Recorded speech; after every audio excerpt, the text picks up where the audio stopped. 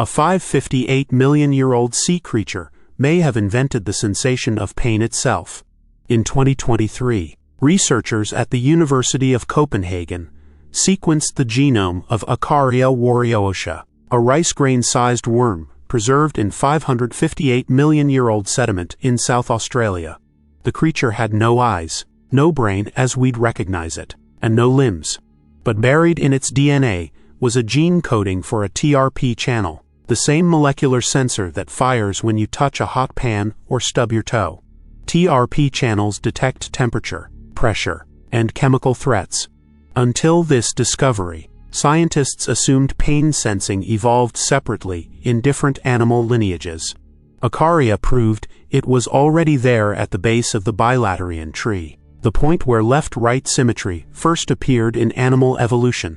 But a sensor alone doesn't explain why pain hurts. Pain isn't just detection, it's an alarm system wired to memory and decision-making.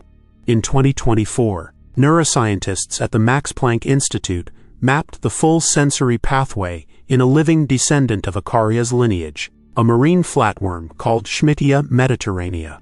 When the worm encounters acidic water, the TRP channel fires, sending a signal to a cluster of neurons that trigger an escape reflex within 200 milliseconds. And that's only half the story. Here's where it gets weirder, which raises one final question. If pain is such an ancient feature, why hasn't evolution replaced it with something less agonizing? Pain didn't evolve in humans. We inherited it from a worm smaller than a grain of rice, older than bones, older than sight. That gene is still running in your neurons right now. Subscribe to @WhizBros for the biology we forgot we carry, and watch our deep dive on the Cambrian explosion next, the moment animal life exploded into the forms we recognize today. Subscribe @WhizBros for ancient biology.